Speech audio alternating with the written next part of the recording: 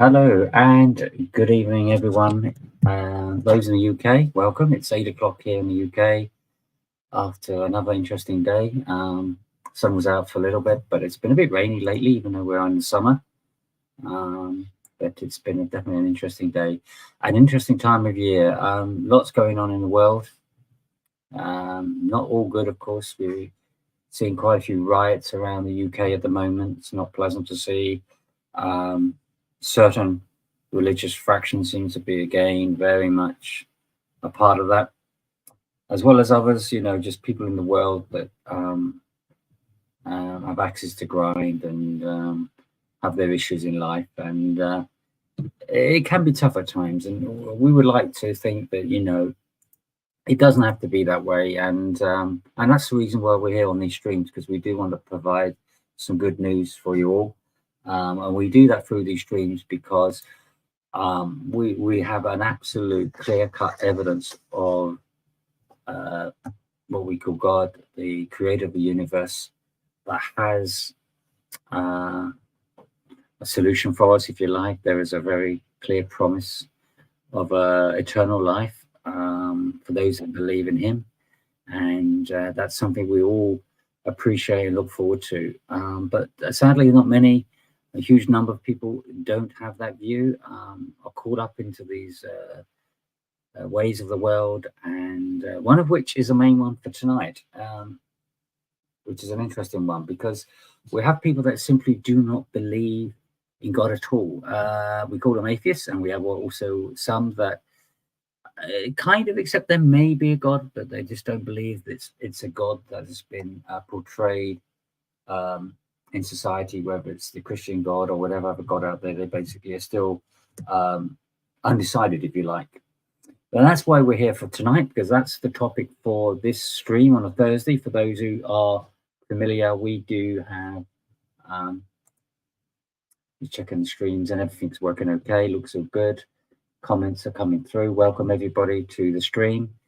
And we are here because we really do want to talk to people and give people a better understanding of this world and why we believe that atheism, or the belief that there is not a God, is not founded. And one of the things that really upset me, even when I was very, very young, was simply the fact that we just took whatever our teachers were teachers. And it was very early on. I can't remember what age, but it was, probably before I was even 10. This whole thing about evolution existed. This whole thing about we just come from apes. The world is billions and trillions, whatever, years old. And things just occur through some sort of natural process without necessarily having a cause. It just randomly comes together. And yet we look at a world that is incredibly precise, incredibly beautiful. And as we are beginning to see, and I'm going to share some information on that, it's just how incredibly complex, and how, as a result of the amazing complexities that do exist, and the more that we discover, the whole premise around this is all random and comes without any form of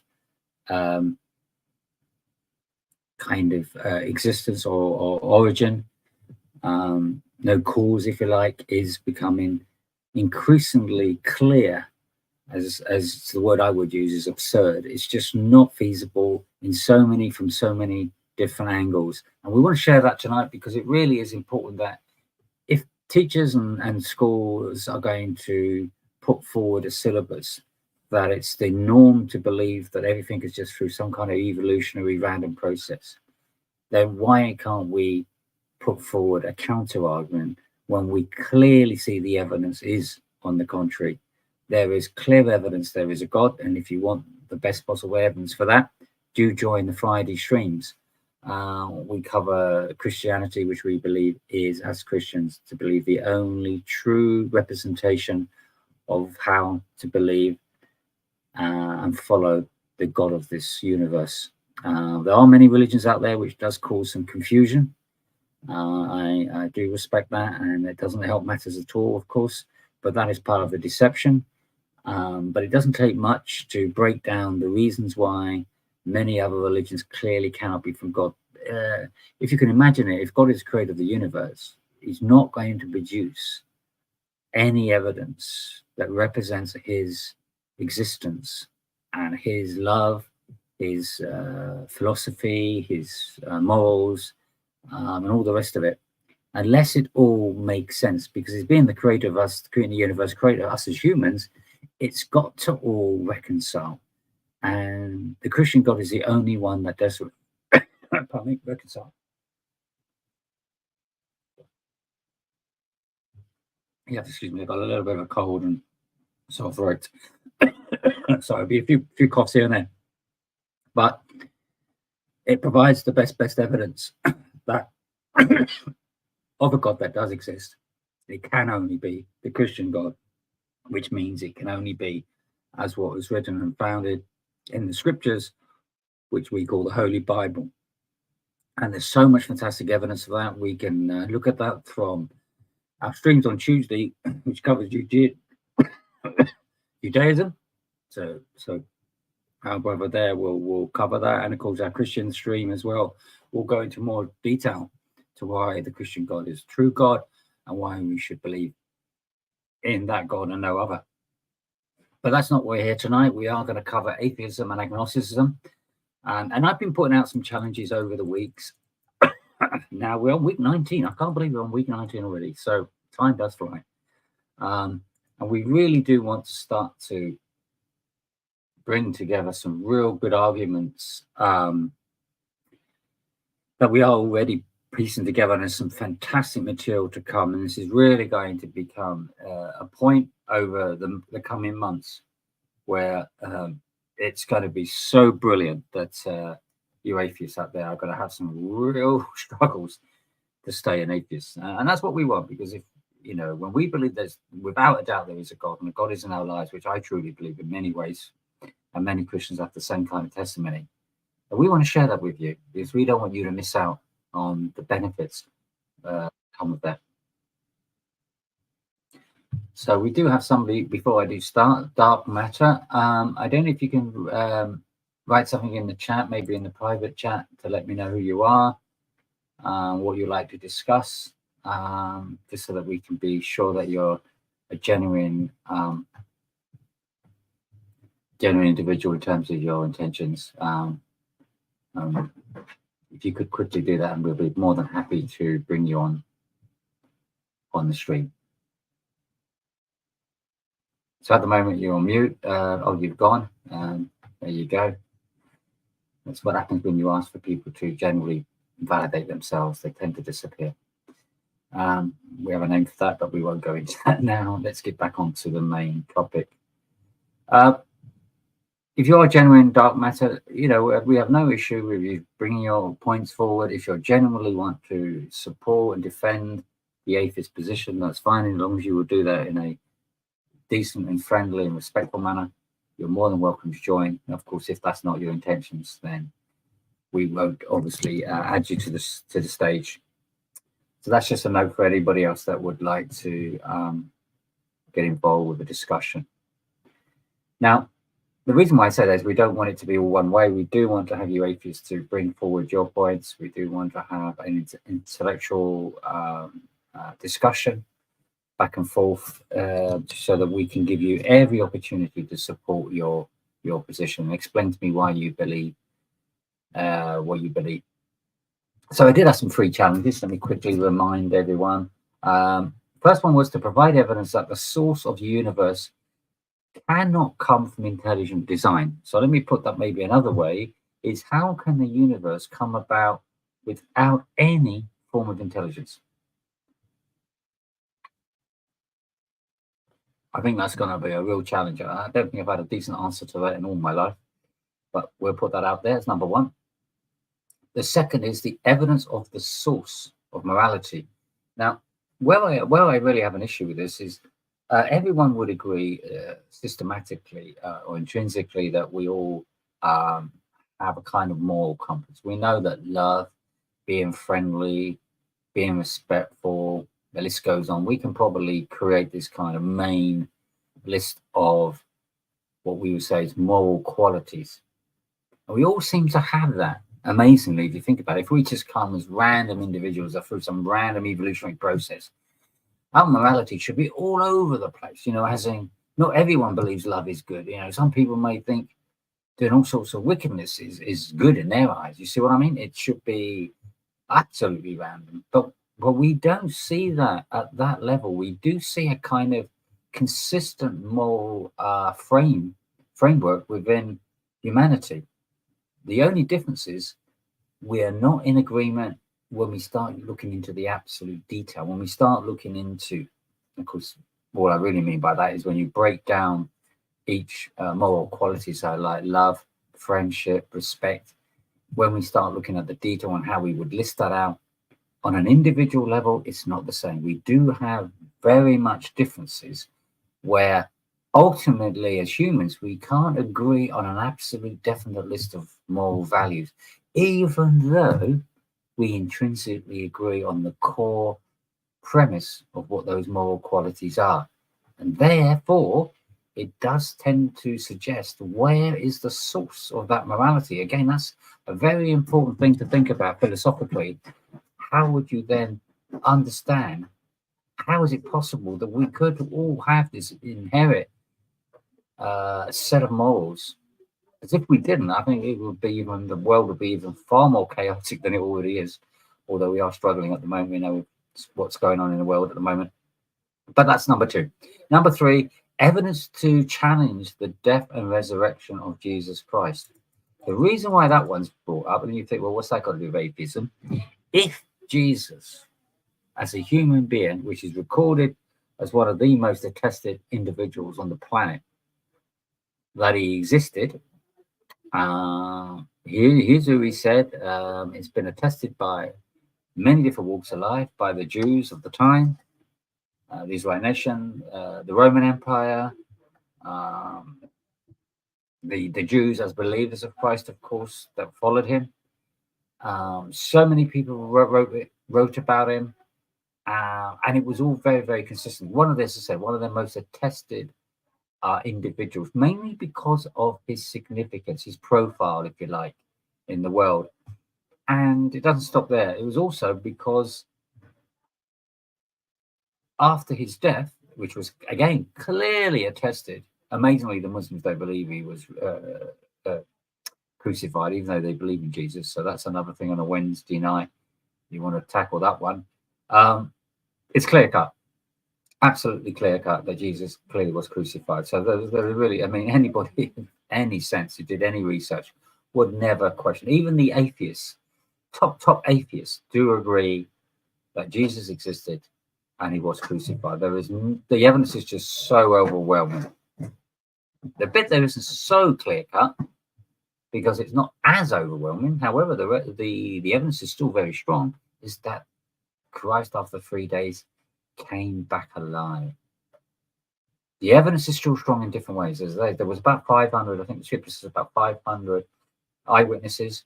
And as you know, the apostles, a large number of the apostles gave their lives in the belief. All they had to do is say, no, Jesus didn't come back, and their lives would have been spared. And some of them died some excruciating deaths on the basis of their belief that Jesus had come back alive. That is very, very strong evidence on top of, as I say, individuals that eyewitnessed it. But for all those apostles to give their lives in the way they did, on the basis and purely on the basis that they absolutely believe Jesus came back to life, is incredible, strong testimony. And on top of that, of course, is that Jesus didn't stop there. We believe as Christians that Jesus is still alive. He works in us. He affects us tremendously in our lives. And that's a testimony that I can have and many have, where Jesus has done incredible things in my life. He's healed me from a major issue that I had with my back, which was cured on the spot. That, of course, is miraculous, as you know. And just so many things in my life where without Jesus, I just wouldn't have anywhere near anywhere near the amazing experience that I've had in over my years. So again, that's something that you can look at on Friday nights in terms of getting to understand Jesus, the real true Jesus of the Bible, and why it is so important to look into the life of Jesus and the value that would add. But we're looking at the evidence of the death and resurrection. And again, what we will do is, as time and weeks go on, we are going to really start looking into the absolute detail that is available to really show you just how significant the evidence is. And we'll do the same for all these 3 challenges, which today we've not really had much individuals that come on stream to really challenge any of these. Now, I also covered the other week, which we could do as well, if people are interested, is how can we explain the origin of the first cell? Now, of course, when I say the first cell, what I'm saying here is, where would a first cell come about if there was nothing before it? Why is that significant? Because the first cell isn't just a basic cell. We know every single cell, no matter how basic it is, it's still incredibly complicated, containing billions of DNA code. It's very sophisticated. The order they are and the way they all work is an incredibly sophisticated machine. If you look at anything, even a computer, which can be the biggest computers in the world, can't touch the incredible, amazing complexity and amazing way that which a cell exists. And when you think about how small it is as well, it's just phenomenal how something that small can be so complex. Is quite again evidence of something more than just, shall we say, natural, without a cause or without an intelligence behind it. It screams intelligent, if you ask me, and that's the challenge. And how do we explain molecule commands? What do we mean by that? Is how do we explain how you get from molecules to humans? Again, is this an evolutionary process, or is this a very, very precise, controlled mechanism that really has to have intelligence behind it? So before anyone comes on, we're going to cover a couple of things.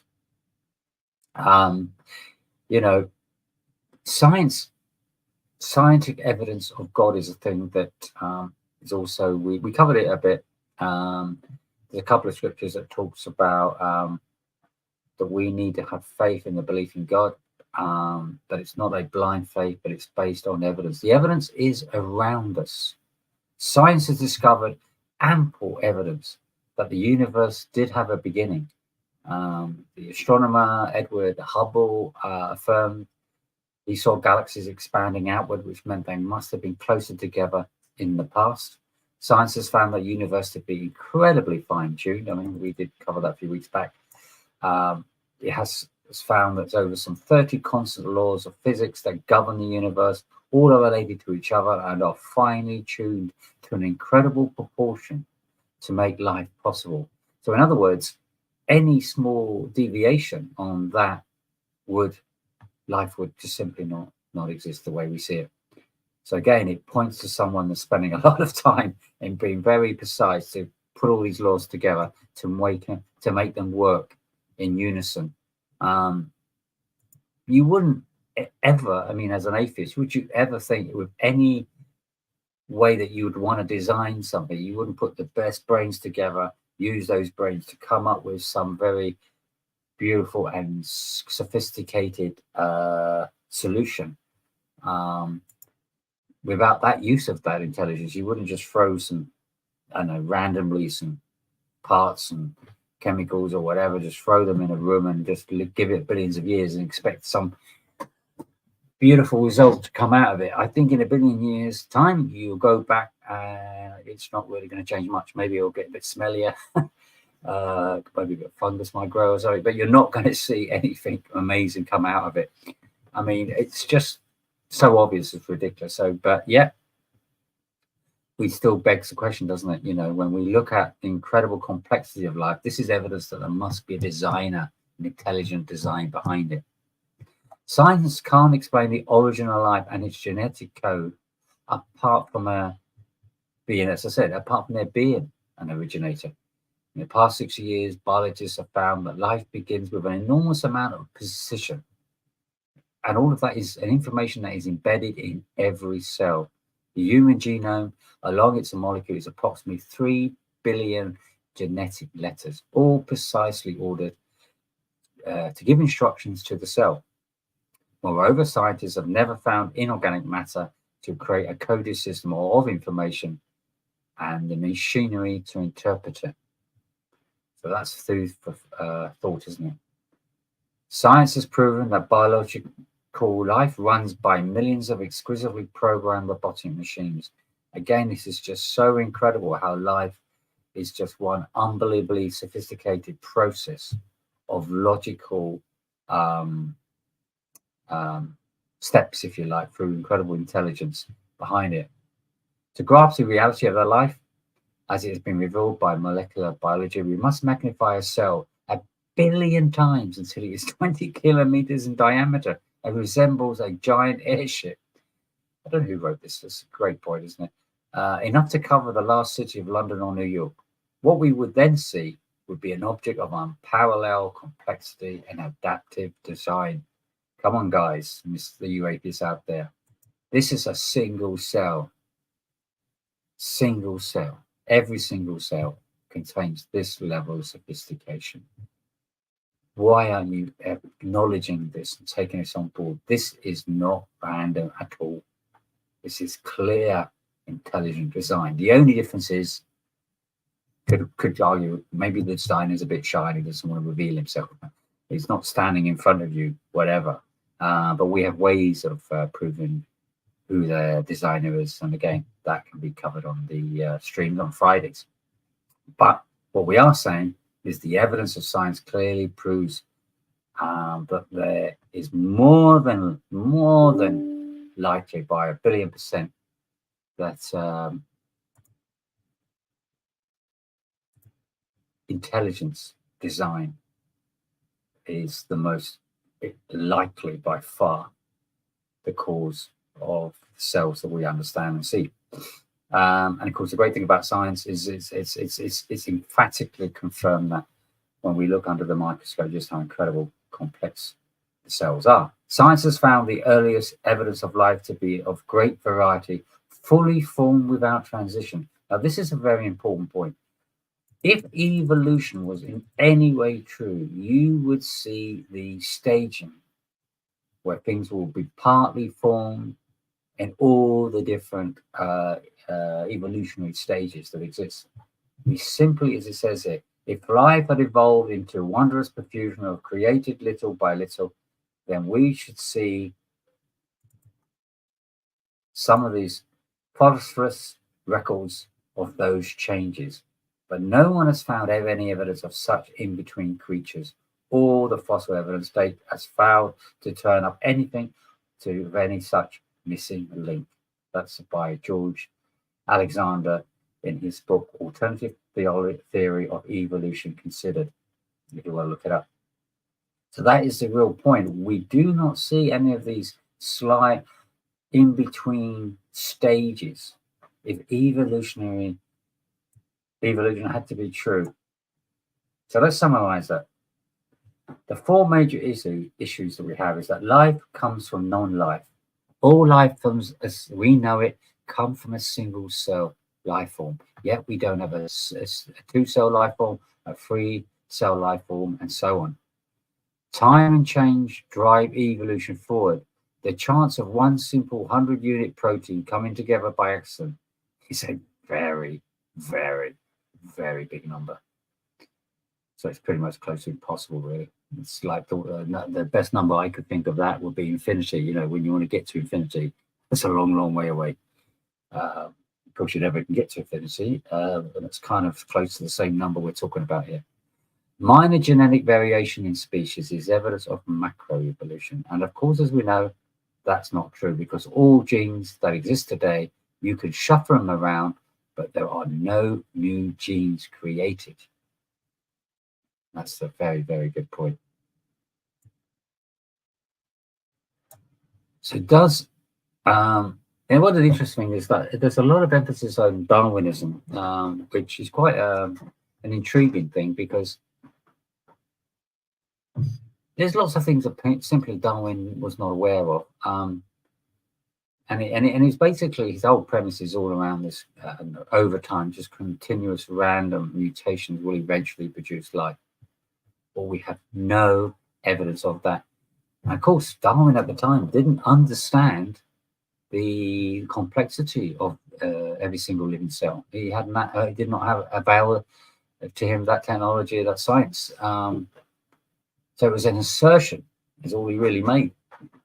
And of course, we have no scientific evidence at all to support this theory of this random mutation. No evidence whatsoever. So it's purely just a claim. And again, no evidence at all behind it. The issue is that the latest scientific researchers calculated the chance of this occurring. Wait for this lovely big number. 1 times trillion to the power of trillion. Any ideas how big that is? Well, I can't remember what. I mean, I'm a maths guy and I can't even remember what trillion is, but it's probably something like, I don't know, 1,000 million. Well, that's that billion. It could be 1,000 million or a million. And that's like, so a trillion times 10 to the trillion, it means to the power of trillions. That's a trillion trillions times 10. So that's just, again, to the ridiculous number. Again, that's another word saying it's impossible. And here's an interesting point. Why would you put your belief on the outcome of a random mutation to create life if the probability is that ridiculous? Would you put your life on the basis of something that is that unlikely? Of course not. You struggle with something that would be 50, wouldn't you? You know, is it probably going to rain today, not rain? Shall I go out? Or it's 50-50. You know what I mean? That's just 50-50. This is like, you just, or the chances, say your horse to win the Grand National is 1 in 20. You still think, oh, well, 1 in 20 is not that great a chance. So you may not even put your money on it. Why would you put your money, your life, if you like, on the basis of believing on this evolutionary process? Now, Darwin was a very smart guy in many ways, but a lot of it was based on assertion. It wasn't based on the scientific evidence that we have available today. So, you know, he had his limitations, and, you know, bless his cotton socks, he did what he did, what he thought was a good thing. But again, we have advanced far, far beyond that. We have clearly proven that that form of assertion is simply not feasible. And that's where science comes in. I'm not even going down the Bible yet. I'm not even going down my Christian beliefs. I'm purely looking at science. Science itself has confirmed. This is where that calculation comes from. And there's some points to consider. To help create a new form of organism, a mutation must affect a gene that does its job early and controls the expression of the other genes that come into play. So it has to be very sophisticated, very organized, very early on. Otherwise, the whole process would simply fall apart or not proceed. Evidently, there was absolutely no examples in the iterative of mutations that have affected early development of any body play as a whole and are not fatal. That's a quote from David Golertner. So again, what we're saying here is the incredible dependency of a new form of organism in the way that it mutates cannot just happen through just a pure random mutational effect. It has to be done by very, very sophisticated controls. Again, all points to a design. It's a bit like a computer program. It's a bit like if you just threw random program expressions in some code. So I've done a bit of program my time, and data analysis and all that stuff, and scripts. So I do have a fair understanding. My colleague Al is more of an expert than I am on computer programming, but I do have an understanding of it. But what I can say is that it has to be very precise. You have to have the order, you have to have the right. And this is some basic stuff. And of course, if you start building a very sophisticated system, which is what I use very sophisticated systems. The program behind that is hundreds of thousands, if not millions of lines of code. but have to be very, very precise. And that's still not even a fraction when it comes to the formation of organisms. So think of it like that. You know, it's like a programmer to have to write a program that's trillion to the power of a trillion or whatever, some silly number of code that has to be absolutely not just written correctly, but in the right order with the right emphasis. Super design. You know, that's like a million times more sophisticated than any human could ever put together himself. No matter how smart we have, some of the smartest brains we have in the universe, in the world, they don't come anywhere close to the incredible sophistication of the formation of an organism. So again, why would you believe that it just comes out of some kind of uncaused random process? I'm making evolution look really poor, aren't I? That's the objective here. It's just outstanding. Oh, maybe not the word outstanding. It's just I'm just what's the word? Gobsmacked. How people still to this day hold on to evolution. I think they're holding to desperation, from my view. Years back, when science, back in the 1930s, 40s, whatever it was, I can't remember when Darwin was around back in the day. A lot of science was not that advanced, and we still lots of unanswered questions. Those questions have now been answered. We do know how complex organisms are. We do know there is no mutations. There's no staging of molecules with part formation that haven't completed. It's all, those missing links simply do not exist.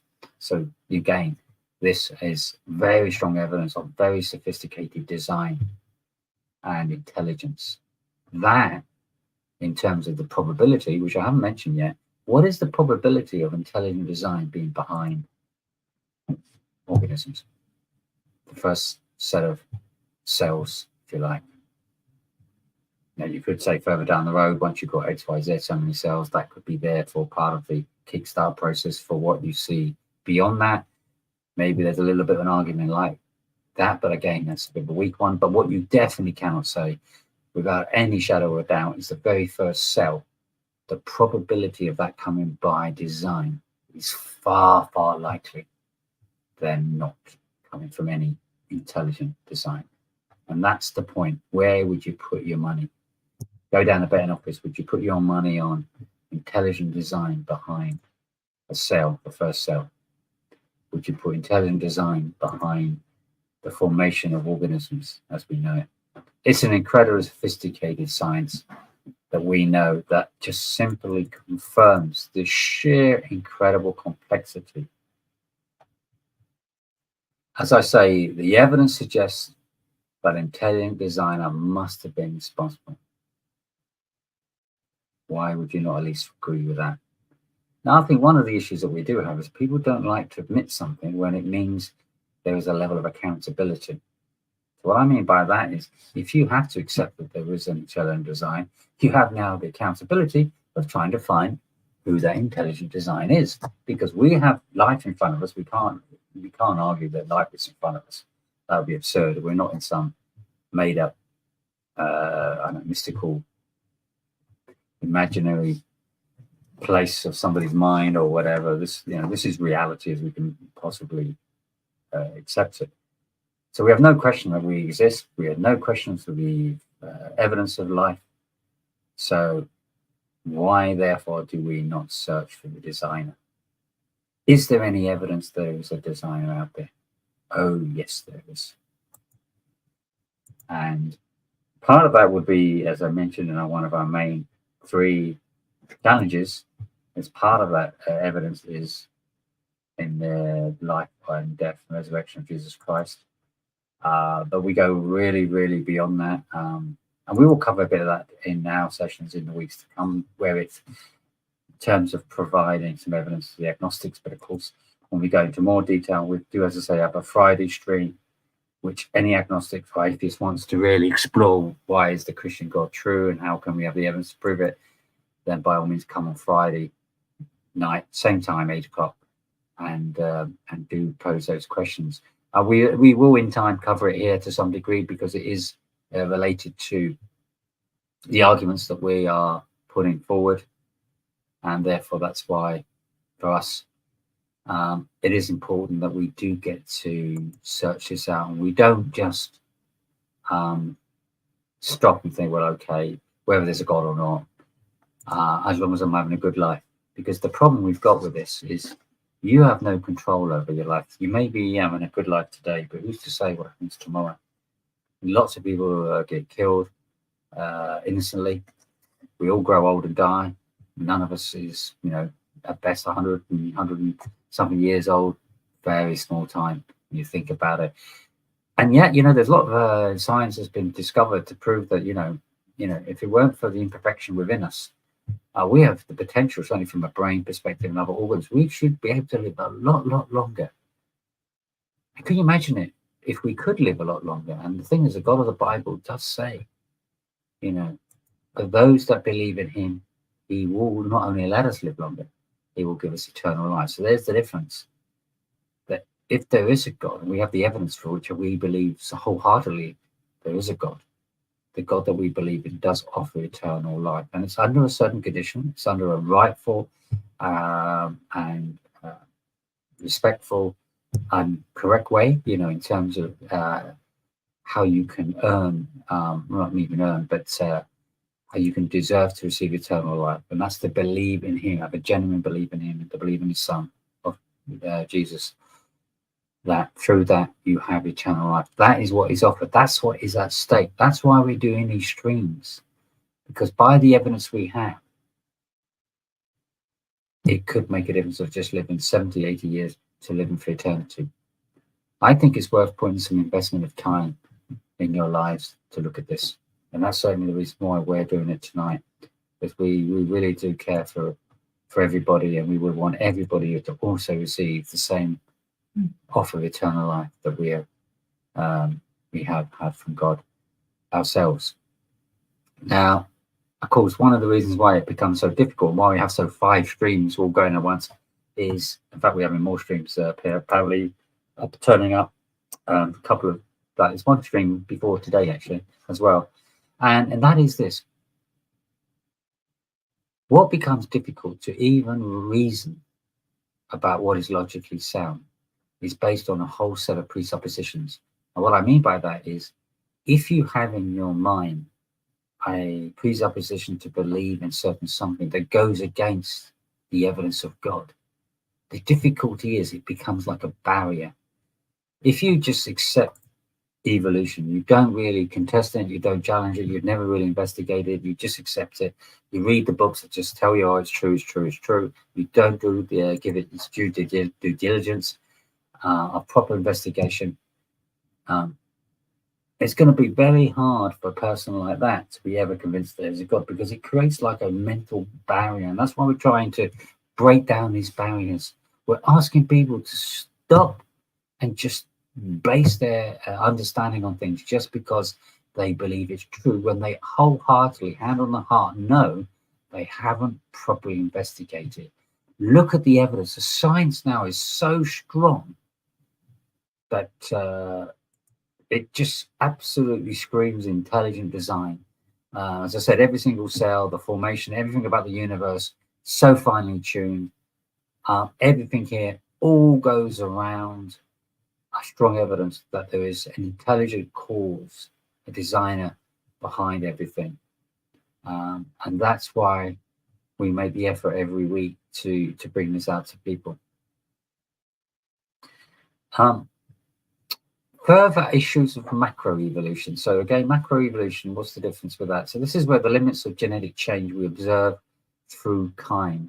So what we have an issue with this is, do you have any exist? I know there was a time when they used to say, well, apes became, and where do we see the transition between an ape and a man? I know there's a lot of similarities, but similarities is one thing.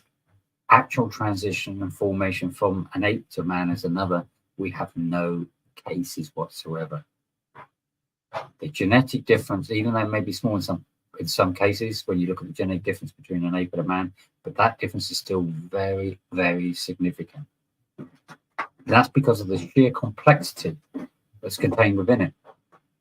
And as I say, we just simply don't have, one, an example of that, and two, we can't produce it. We can't create a way of creating a transition from one kind to another. No matter how hard they've tried, they've not been able to make a bird into a hippo or whatever, into a different form of creature. Which again goes back to the incredible level of complexity that exists between each different natural kind that exists. Fossil records. Now, this is quite a good one. The Cambrian explosion of billions of years ago only shows things that just appear 20 out of 28 body phyla in the stratosphere fully formed, as if somebody had placed them there. So here's an interesting point. If fossilization was so billions of years, you would see clearly all the different levels of transition up to that stage, but we don't. We simply do not. We have no records of any kind of gradualism within the fossil records. As if through gradualism, we would find millions of transient forms to show this. Obviously, logically, but the answer is that we do not. There's also evidence which we'll go to about whether the Earth is 1 billion years old as well. Again, that's based on a major supposition that everything in terms of aging has always been consistent of the ages and without any form of interference. So we will come to that to show you that's not the case. Epigenetic information, you cannot mutate DNA and create a new body plant because you'll also need to change the structure. But DNA does not do this. Simply not possible.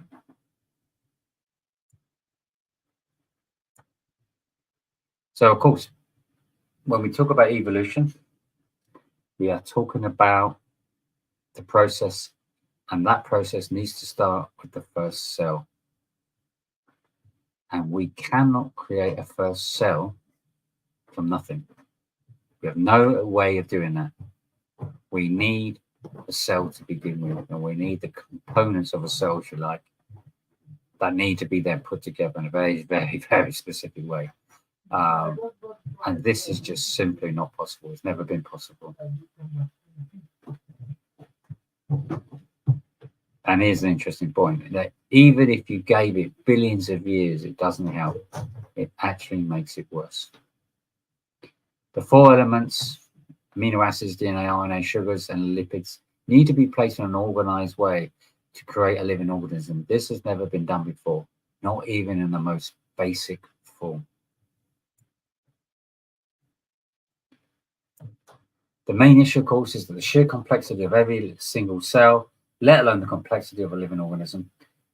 So we then begin to ask the question, what do you need to make it work from a single cell to a living organism if it is so incredibly complex? And that's why you cannot just simply throw randomly years at it through some kind of evolutionary process. Rather, as I've said earlier, it just screams out intelligence. Evolution doesn't rely on intelligence, of course, because it's without a creator. It's therefore purely relying on random processes, which science confirms due to the complexity of cells, that it's just not simply a feasible option. The complexities that has been continually discovered then moves further and further away from the chances of an evolutionary random processing being a feasible explanation.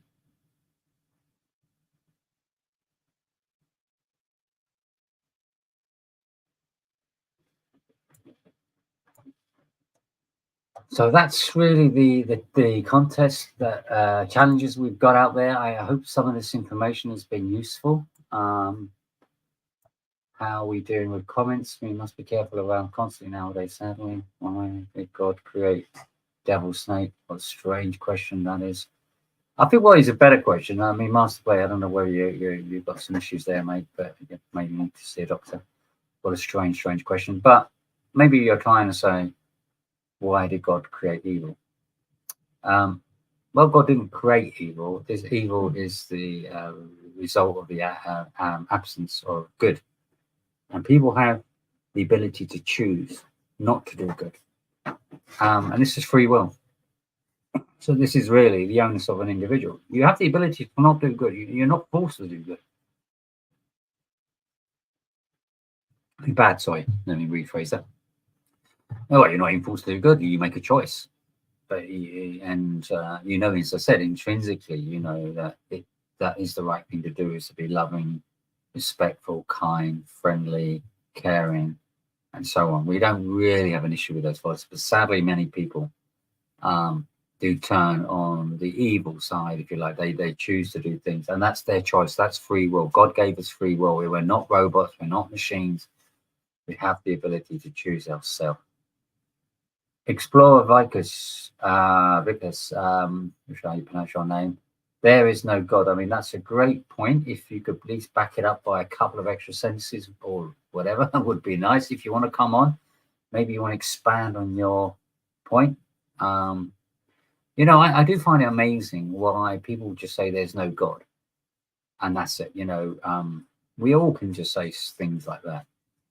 If you really care about each other, you care about human people. I'm sure you have friends and family that you care about. I'm sure you wouldn't want to tell them something significant like that without explaining why, because it would be unfair. It would be dishonest.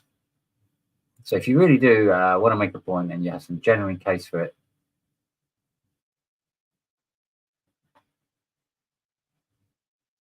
the cameraman on Sunday with Alan. Oh, okay. 118. Who's 118? Yes, that is me, by the way. I was the cameraman with Al on Sunday. We do go to Speaker's Corner because we give every opportunity we can to share the gospel, to share our beliefs. And our beliefs is not. I wanted to speak about this very briefly. We have some amazing people here. Welcome, Unique and Cherokee Gypsy, as always. Welcome to the stage. To the stream, I should say.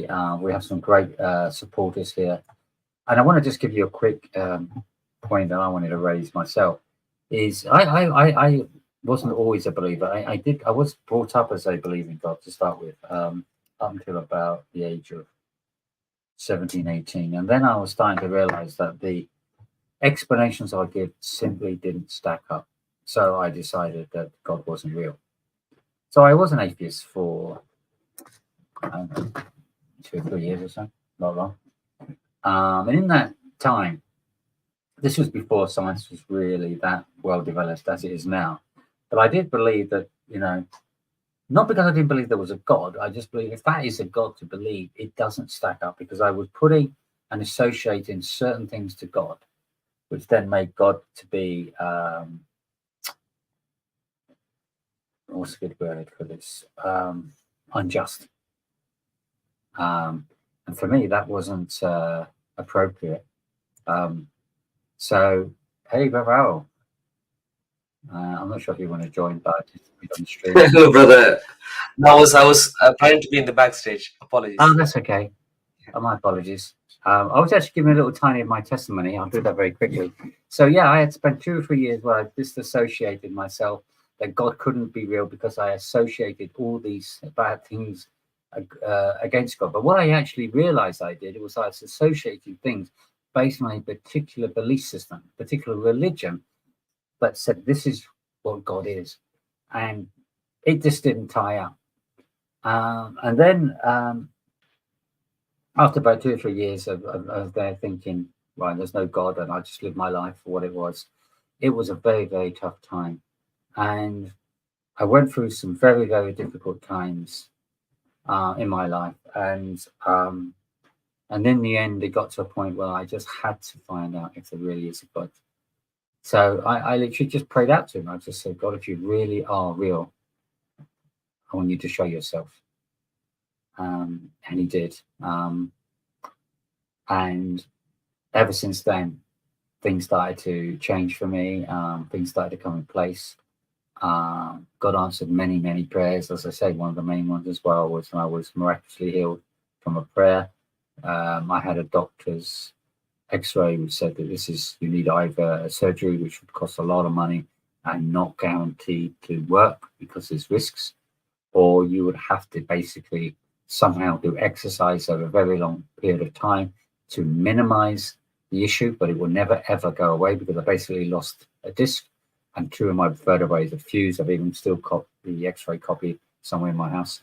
And 2 young Christians came by and prayed for me, and on the very spot, I couldn't bend, I couldn't twist, I couldn't do anything. I had to stay upright all the time. And they prayed for me, and then all of a sudden I could walk, I could bend, I could do everything in seconds. This was straight after my prayer. Absolutely clear-cut, miraculous events. And these are many Christians, millions of Christians have similar testimonies. Not it's all about these things, not all about miracles, but that's one of my testimonies. But it's more about my walk, how incredible God has been. If I'm faithful to him, he's faithful to me and makes amazing things happen to my life. And I just have so much incredible, clear-cut case of evidence that I'm not going to change my view. It's too emphatic, it's too significant. And for me, that's why I am a Christian.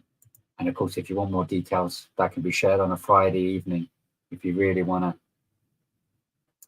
And why that's different is that other religions, you can say, well, they'll say the same thing, but the evidence isn't there. But the evidence is not there. We have Muslims on a Wednesday. They don't have any of this kind of miraculous events in their lives.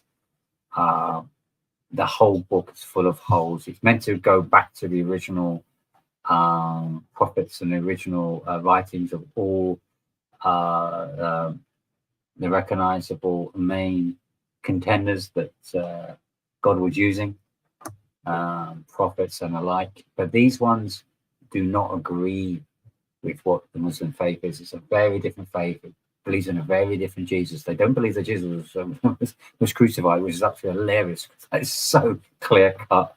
It's just it's a bit like saying there's no clouds in the sky. It's just that. It's like, how can you believe this stuff? But they do. This is the amazing thing. But when Christianity, which is the Bible, basically, I'm not just saying all Christians are true. I mean, some Christians have got some wacky ideas, but it's those that are true to God's word. That's a genuine Christian. They have to be true to God's word, and we are doing our best to be true to God's word. I know plenty of the people in the comment section are clearly true Christians as well, and we welcome and love them all because it's so amazing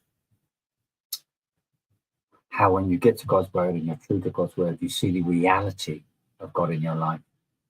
That's where it all, and it makes sense, because if you're not true to God, then the relationship is not going to be. It's a bit like with Emily. You have a good friend, if you start not being good to your good friend and you're dishonest to him or whatever it may be, then the friendship is not going to develop. When you have a strong bond with God, it's a two-way thing, and you do get responses from God in your lives to make huge differences, absolutely huge differences. And I can't tell you enough about it, but one day maybe I'll write a book about it. But it's, for me, just phenomenal. And yeah, let's go back to the incredible evidence we have. Now, we've been talking about cell structures. I did go into I even put up this picture, so if I can do that now. Let's see if I can quickly share my screen. Window, that one, share. Let's take my mush off. There we go. This is like also a very crude, cartoonist, animated, whatever version of artistic version of a cell. It's not as colourful and neat and tidy like this. It's well, maybe if you magnify it well enough, it may look sophisticated. But anyway, this is a very rough look. You can see, like, the nucleoside and all the different components. Everything has to be so incredibly precise, and now it's all formed. There's just no way this could just happen by chance. It's just incredibly, if I can just put it there. Let's get it onto the screen. There we go. Yeah, it's just amazing how incredibly complex it is. You know, as you said, when you go into that and you go into the DNA, you're talking about trillions of code within this. It's just absolutely phenomenal. And when you think about how small it is, it really is quite astounding.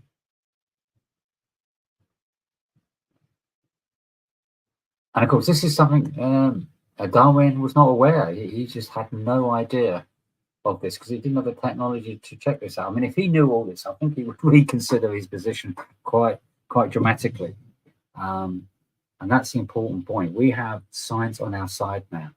So there we go. We say science is advancing in such a way that we will finally get to the answers of how life began. I agree with that, but it ain't going to be the answer you atheists think it is.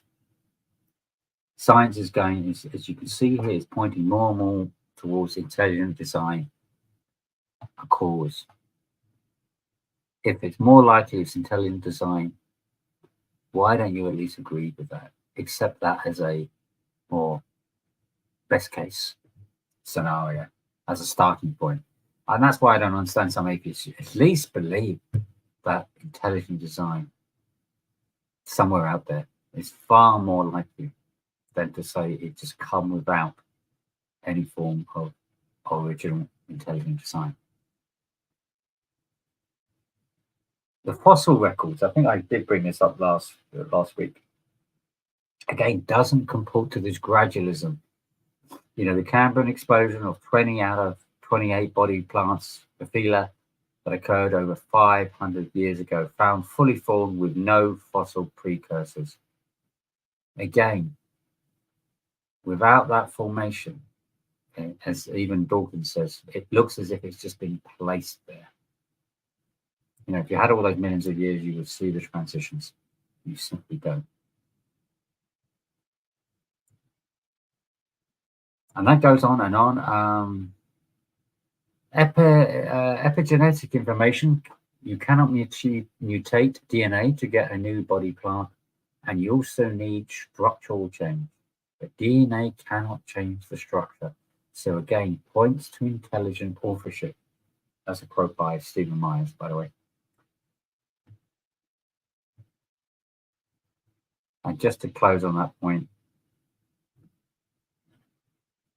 as a closing thought, even if macroevolution was true, just for the argument's sake, you atheists out there, you still need an intelligent mind behind it for it to work.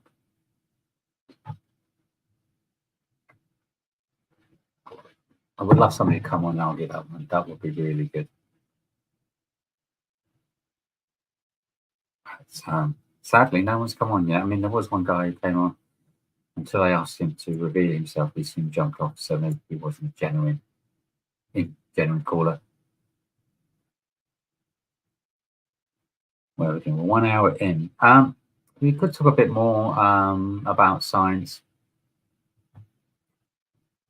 Of course, we would agree without any question. A lot of scientists have now really, and astrologists or whatever, whichever form of science this kind of comes under, is that the Earth is just so incredibly unique as a planet. I mean, there is nothing that's ever been discovered, seen, whatever, that comes anywhere close. And what's also very interesting is it just sits in precisely the right place in order for the conditions of life to exist. If it was slightly off, I mean, slightly off from its existing position and orbit, then life simply wouldn't manage and survive the way it does. As now, more than half a century later, scientists have come up with the realization that over 200 conditions must be just right for the life to exist and thrive. And author Eric Metaxas explains that today there are no more than 200 known parameters necessary for a planet to support life, every single one of which must be perfectly met, or the whole thing would simply fall apart. Without a massive planet like Jupiter nearby, whose gravity will draw away asteroids, 1,000 times as many will hit the Earth's surface. I didn't even know that. That's an absolutely fascinating point. The odds against life in the universe would simply be astonishing. And that's an amazing point, isn't it? There are over 90 anomalous elements that miraculously protect the planet Earth from both cosmic and sun radiation. 22 elements just need to be right. Any smallest of deviation would kill us all, and unique in the whole universe. Size of Mars enables Earth to exist, which is incredibly fine-tuned. So when you just look at those planets one night, you get a telescope out and you look out, you know, Jupiter or whatever ones you can see. I'm not sure which ones you can see with latest technology of telescopes, but you can see quite a bit, I understand. And even when you look at the, you know, we go online, you can see the drawn out positions of all the planets, and you think about how amazing they are in terms of where they are and the function they play for the survival of Earth is quite astounding. And they're discovering more. This is the point. Science is continually discovering more and more about why the planets are where they are. It's not just there by some kind of accident. They're there serving a very important service for the protection of Earth itself. As we just mentioned a couple there, if things weren't where they were, they're precisely where they were, and how they were, the size they are, then we simply wouldn't have a living Earth as we know it. We would simply be destroyed if it was through some amazing cosmic crash, asteroids or whatever, because there's plenty of those around. But again, this big gravitational pull from, I think it's Jupiter, we said, didn't we? Then it would otherwise be hit the Earth for sure, just by the sheer probability of having so many. Again, these are all incredible things, which I think people should really think about. People shouldn't just take these for granted. This is quite an astonishing set of facts. Just checking the chat. So yeah, just some food for thought, and I think people really should start thinking about how, again, we are putting the case for how incredibly complex, how fine-tuned, how amazing this planet and Earth is, even at a cell level to a universal planetary level. And we are saying that must have come from intelligent design. AC, I think I do know AC, so I'm going to let you jump on, AC. Welcome. Oh, hello. That was quick. Sorry, I think you came on before, so I do know who you are. So I think you're one of the sensible individuals. So by all means, welcome. Thanks. I just want to be on quickly, just to give two counter arguments. I'm not necessarily convinced by them, but I just want to hear your responses, because I'm actually not sure how to respond to them. One of them would be that in the argument for intelligent design, I saw that it can create an infinite regress, in that if complexity requires a designer, then the designer must also be complex, leading to further questions about the designer's origins. So that's one point. What would be your response to that? Oh, I like that one. I do like that. I'm a bit of a maths guy myself. I mean, there's always the thing with mathematics. So we're going to go down the maths route. You've got my attention. The tricky bit with this is of something that we cannot get absolute answers to, because we can't find the solution to infinite regression. We can't find the answer.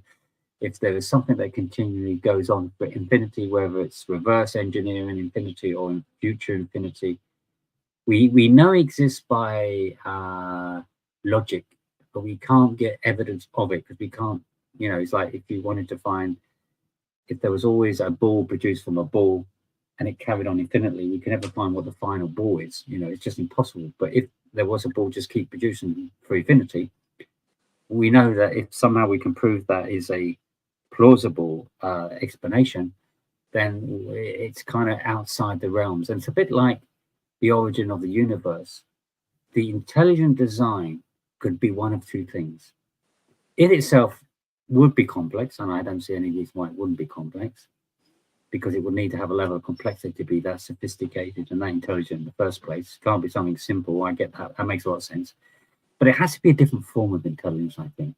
Because if that intelligence needs intelligence, needs something to create that, as you rightly said, we get this infinite regression. But then we get to a point where we never get to an answer to solve the origin of the universe. But what might be a more plausible way of looking at it, and also an option, which I'm not denying your option isn't an option, is maybe the origin of life as we know it, that intelligent design must have always been there. Now, I know that can't be explained in human terms because that's beyond human terms. But that's just like infinite regression cannot be explained in human terms. It's one or the other. So it's either that the existence of the origin of the universe, that intelligent design, was always there, or it could be we're going down the road of infinite regression. So I can't answer either of those questions, but a nice way to look at it is if we go down the route that there is something absolute, which means the good thing about something absolute that's always been there, is that it's more likely to have some purpose behind it because it's saying, okay, I want to create life. I want to create these things. If you keep going back and back and back, it kind of takes away the purpose. You know, it's like, well, who is going to be the one that's finally going to make the decision to say, okay, let me create life? Who's the one in that infinite regression of intelligent designers is going to be the one to say, okay, we need to create a planet. We need to create people. We need to create all these things. It's kind of going to make that look a bit sort of silly in a way. So it makes a bit more sense, even though we can't prove it in that way, that whatever that intelligent design was must have always been there. So there is another way of looking at it. How can we prove that that intelligent design, if it makes more sense that there is an intelligent design than not, how do we prove its existence? Any thoughts? Not that I'm throwing it back on you. I just want to give you. No, it's fine. I'm sorry. You kind of. I'm really sorry. You lost me at one point. I'm sorry. When you said when you started talking about how this designer always existed. Yeah. Can you just go back and re-explain that, please? Sure. So you've got. If we go down the road of infinite regression, that whatever that intelligent designer is, the fact that that would itself be potentially more likely to be logically something very intelligent itself, it is possible, therefore, you could go down the route of saying, well, who created that intelligence? Where did that come from? And you could then go through, if you create one option to say that that must have come from some intelligent design, then that intelligent design, therefore, would have the same process. Or where did that designer come from? Hence the infinite regression. What my other secondary argument would be to say is, as that also doesn't sound that plausible, it is possible as an option that that intelligent design was always there. It never had a beginning. Now, the problem we have with that is we can't, within our intelligence, within the capabilities of humans, get our head around that. We can't understand how something could always exist. We just don't have evidence and a way of proving it from that perspective. But it's one of the logical inferences that we have to say must be a possibility. Would you agree that it's a possibility at least? Yeah. You can't write it off, is what I'm saying. You can't write it off as an option. Because infinite regression is also rather a difficult one. I'm not writing that off either, by the way. But I'm saying it's got to be one of the two. Yeah, I'm not going to write it off, but to say factually you can't write it off, I'm not sure. I'd need to think about it, but I'm not going to write it off because I've thought about it. Extremely honest of you, and I like your response. And I'm doing this not as a Christian. I'm doing this as much as I can, putting my atheist hat on, if you like, and try and understand that. Let's just take it as if we are on a blank canvas and we're just looking at logic and looking at what makes sense. Yeah. So intelligent design now, with what we see with scientists, is so much more becoming the greater case for sure. The way that we can now take it the next step is, what do we have as evidence of the existence of this so-called intelligent designer? is there any actual evidence other than what we see in front of us to suggest there's intelligent design to actually have an experience where we believe far more significantly that there is an intelligent designer, which we call God? Do you think there's anything out there? I hear you. Yeah, I hear you. Before we get there, can I just raise one more point? Oh yes, well, yeah, two, didn't you? Go on. My Sure. apologies. You're right. Have you heard of the Russell principle of sufficient reason? Have you heard of it before? Russell principle of sufficient reason. Was that your name? Yeah. Okay. Yeah, please, run that by me. Okay. I have to be honest. It's for every state of affairs or true position, there is an explanation of why it is the way it is. And it's a self-affirming principle, because if you're asking like why it's true, you're basically applying it. Yeah. If you see what I mean. So why can't that be applied to God? In what way? So like, if we hold God to be a true proposition or a true state of affairs, his existence, and we say that, and we have this principle of sufficient reason, we need to have a sufficient reason for why he exists, you know? Yeah, I agree with that. Yeah. That's a fantastic point, actually. So what is your name, by the way? Abby. I was on here maybe like a few months ago. Oh yes, I thought I'd recognise you. Yeah. Cool. I think that's you know what? I'm very impressed with that point. I really, really like that point. And I tell you what we could do. I want to take this up properly. I want to give it its due time and allow the right level of effort to cover this. So we'll probably do this in a number of different ways. I think I haven't got. I need to just maybe put something together for you, but it could either be done on Friday. I don't know if you are able to join on a Friday stream. I'll speak to Harold, because it might be better to cover it on that, or we could cover it on this maybe next week. Which of the two would you prefer? Yeah, I'm not sure, but I speak to Errol quite regularly. He can pass my number on to you, and you can get in touch with me. Brilliant. Yeah. I mean, fantastic. If you want to put in the private chat, if you haven't already, your email address, sure. We can contact you, and we'll be very discreet, of course. And I do you know what? I absolutely admire your point. I really, really do. That's such a fantastic point. And the good news is we can provide some very good, sufficient reason. But I think you deserve a very, very good answer. So I'm not going to attempt a basic answer for you. I don't know if you heard me earlier, but one of the things for me is, anyway, from my evidence of God, at least, is the evidence of how God has changed my life in a very precise way. It's not just something random. You know, when I pray to him, generally pray to him, I get answers. I had prayed for, I don't know if you heard, major back injury as a result of an accident I had. Well, I was going to be basically semi-paralyzed and all the rest of it. I lost basically a disc in my bottom vertebrae, and two of my bottom vertebrae fused, and I was in sheer agony. I could barely walk. I mean, I started to get used to the pain, but I couldn't turn, couldn't bend. I was really limited. And I was prayed, and I was cured on the spot. And I still have evidence of my x-rays, and I'm not making this up, Abby. And that for me is an amazing part of my journey. But that's not why I believe in God, but it certainly helps when you have things like that happen to you. You know there is something supernatural going on here, and it's about fine-tuning, if you like, or tuning in what that supernatural is. And there's some brilliant arguments to why we believe in the God we believe, and why it's we can have sufficient reasoning to believe in a God. And I think that deserves a much, much more sophisticated answer. We're happy to do that for you. So I'll speak to Errol. We'll come up with something, and we will present that for you, because I think that's a superb point. And thank you for raising it. No, thanks.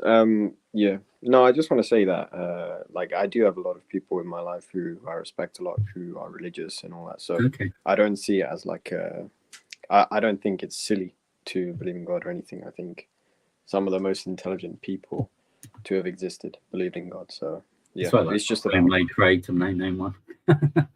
yeah. I admire him. I admire him. I'm a bit of a fan, I've got to be honest. But and also, what's his name? The Scottish guy. I've just forgotten his name. Oh, I can't believe I've forgotten his name. It's gone out of my head. It'll come to me. Anyway, there's a Scottish a Christian philosopher. What is his name? Anyway, we'll come to him at some point. And anyway, some of the amazing explanations. You know, I mean, some of the reasons, of course, is God is God of love, and God wants to share his amazing ability. He doesn't want to just hold it for himself, doesn't want to keep it for himself, and he wants to share it. And that makes a lot of sense. I mean, if you've got the ability to do incredible things, you're going to do those incredible things, aren't you? And you want people to appreciate them in a genuine way. And that's a very top level. I mean, there is an argument which I've even had in my head, you know, if God has always existed, what about all the billion years before Earth was created? You know, what was happening then? But we don't know the answer to that.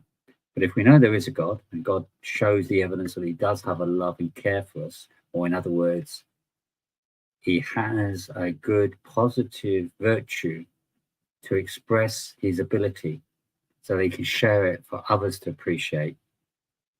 He's certainly done that in a very, very emphatic way. And that would make a lot of plausible sense when we see those qualities exist. You know, when we look at it, no matter how you look at life, you've got to ultimately agree that love, care, friendship, respect, appreciation for things are key to the survival of life and key to enjoying life in a more profound way. As soon as you go down the route of selfishness, greed, hate, and all the rest of it, things fall apart rather rapidly. So it points to that a designer must, of course, intrinsically have those same qualities. That makes sense, doesn't it? And that's some demonstration of, if we had a world that was full of, you know, things where there is no real way you can appreciate life. Life is just disaster. And of course, we have free will, which is very important. We're not robots. We're not just machines. We are genuine individuals, which is in itself is so incredible. I can't even comprehend how I can have free will over things, but I have. It's just phenomenal in my view. And yet that is in all of us to be able to appreciate this incredible life. And that tells me that was there deliberately for a purpose. And that's one of the main reasons I would say there's a good sufficient reason why God created us, because he has those intrinsic qualities. But that's just touching the surface of a much bigger question, I think. Yeah. What are your thoughts on like God needing to adhere to logic? Well, he is the author of logic, so that logic is just the intrinsic makeup of God. So that's just, it's not like he's coming up with stuff, you know, that's his internal nature, the way he is. So what we're seeing is the outpouring of that intrinsic makeup of God, and he's using that in a way to design things for the benefit of others to appreciate. I'm not sure if that's quite answering your question, but no, I hear what you're saying. Would you say something like you can't separate logic from God? It's one of his like attributes or something. Well, it's a quality, isn't it? Yeah. Because logic is not something. Without being silly here, logic is not something. It is a result of something, a result of an action, and it's just a word to describe the output of that action. And that action is something that's been put together with some sense behind it. It's not just random. So it's basically like you and I. Let's just pretend one of us is God and we have the ability to create everything. My logic is that I'm going to use my intelligence in a way that's going to make sense. And that means we just put a word to that and we call it logic. So logic is just the name of the way that I put together. So it's not going to be random. God is not going to be random. He's going to be purposeful, and that means that's basically what logic is explaining, is that there is sense and design and purpose behind it. Okay, I hear you think. Is it right if I just jump off stage for a bit and just just think about this, and I might come back on later? No problem. Just to rebut it, because I want to think about what you just said. No problem, Abby. All right. Great talking to you. Cheers, cheers. We do like conversations like that, don't we? We have to be so honest with ourselves. In the way Abby's going, it wouldn't surprise me if he finds God in his life soon. I really hope so. And that's one of the significant things that really makes all the difference, is when you have reality supporting your belief, when you have evidence that absolutely compels you to know what is true. But what we mustn't make the mistake is assuming that it's always something like it's some kind of tangible object. You know, you have to have something. Yeah, I can't believe it's true unless you put it in my hand and I can feel and touch it. That's one form of tangible evidence. There are many different types of evidence. You can't prove that a certain person loves you. You can't say, okay, give me your love and stick it in my hand and I'll grab it and then I can feel it. You can't. There are many qualities that don't have self-evidence in that way. It's evidence in a very different way. And this is the important thing. We have to be very careful, not think of it all in simple terms of objects and get that simplistic. There's just so many different ways. Not everything is invisible, and a lot of things are invisible as well. We know there are lots of forces that we cannot see, but we can use equipment and ways of science to prove that they exist, but you can't show it. There are many things that you simply know exist, but you cannot show it in a lab. So why can't we believe there is a God just because we can't see God? I mean, it's a ridiculous point of view, because you're now forcing and demanding that God has to be physical in reality in a way that we can see. And I'm not saying he's not physical, because we don't know. He is within the spiritual realm, so he's more likely to be non-physical. But the important point is we cannot see God, so we have to go on the basis of faith.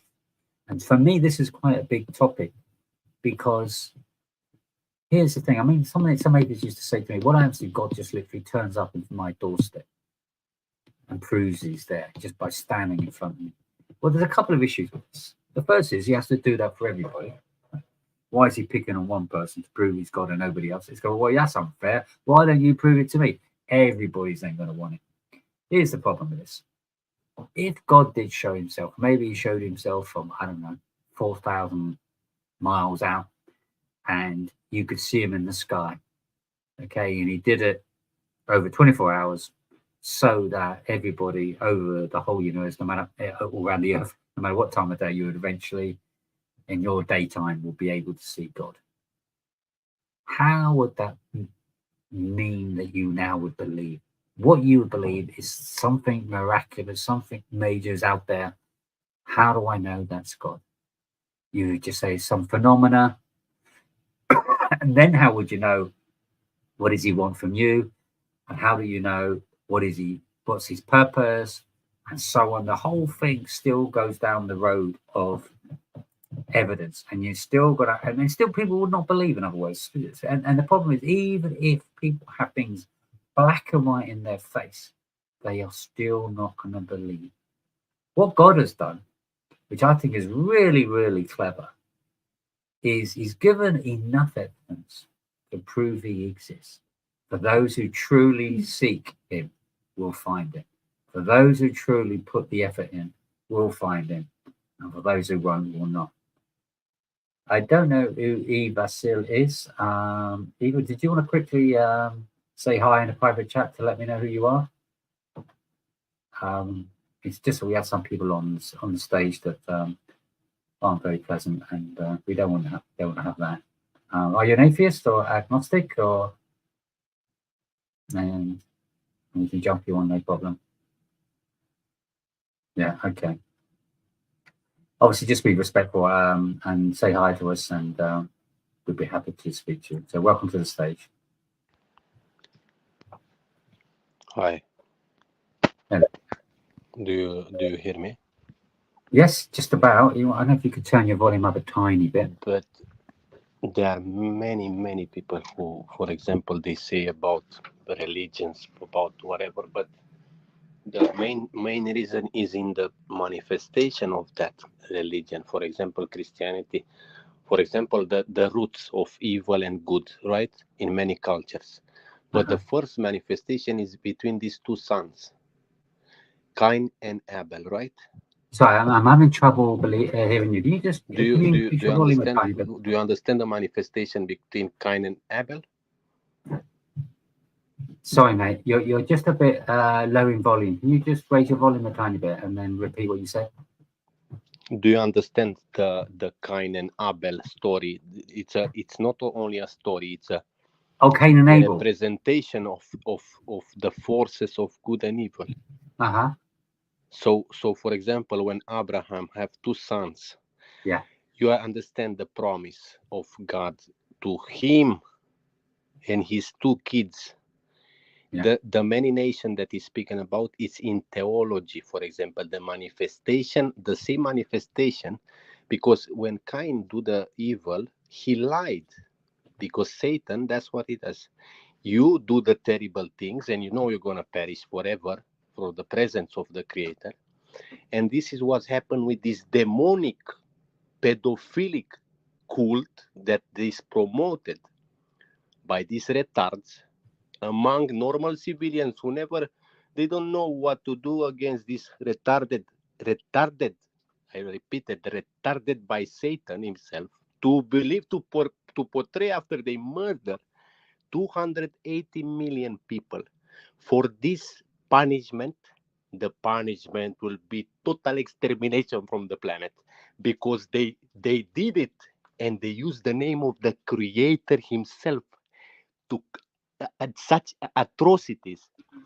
For this, the total punishment, every nation on this planet, when they study and they understand the 100% what they done, the punishment will be extermination, because this is a serious threat to humanity itself, because this is the manifestation of Satan. And for this, those who pay for, because I'm angry now, because I see exactly the manifestation. So what name can I hate on these pieces of shit that they proclaim. So we don't accept our language in here, mate. I'm not sure your intentions here, to be honest. So yeah, I'm angry, man. I'm angry. I'm sorry, but I cannot. I don't know how people should say, we are scared. No, I'm not scared. Today, tomorrow, everybody, we're gonna die. But if you accept people to do these actions and to say, it's okay. No, motherfucker, it's not okay. Wake the fuck up. They should wake themselves the fuck up and to realize the consequences and the manifestation that in that centuries, people try to be famous. They want to be famous at the time. They want to be, I'm something. They reject the truth and they came with this demonic manifestation to say the Creator to allow such action against kids, against women, against people. This is the most evil, disgusting ever in humanity, human history. I've got to be honest, I'm not quite sure what your point is. So my point is that people who use this manifestation and to say this is the truth, blah, blah, blah, after they understand the history and the people who suffer because of this, because they lie after they steal, for example, the Jewish scripture. I don't remember God commanding them to I see what you're kind of going.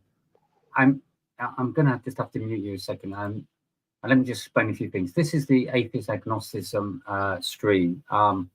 So if it's about whether you are a atheist or an agnostic, and whether you want to provide evidence of why you believe in your position, in your worldview, then that's really what this stream is for here. We're not really looking at humans and history and behaviors. And yes, there are many individuals that have done a lot of bad things, making the wrong choices. A lot of it is very evil. There's evil in this world for sure. You know, and it is part of the challenge that we've got. But we're not really discussing that on this stream. This is very specific to the atheism and agnostic world stream. Did you have any point to raise on that? Yeah, the point is, yeah, I'm sorry that I'm angry. God forbid if I was, I don't know how they stay calm. For example, people who are in charge of security of the power of nations to understand to say, it's okay, it's okay, motherfuckers, I'm gonna punish you. Sorry, I'm not scared. I'm gonna have to take you off. We can't have people swearing. Sorry. I kind of get what you're saying. I'm sorry. We have to be respectful. And we don't have a stream where we can accept this kind of language. But yeah, there's a lot of difficulty in this world. There's a lot of people doing a lot. I think one thing I want to say, and I think I don't belong in this era. I think this era it's a spineless, like I don't know, like I'm scared. No, we're gonna whatever. Tomorrow, today, we're elder, we're whatever. This is life. When you see something bad, you cannot say, it's good. And to pretend and to we are in a bad world. People, innocent people. Remember that for that innocent people, that punishment of this who promote this, and for them they should be revenge.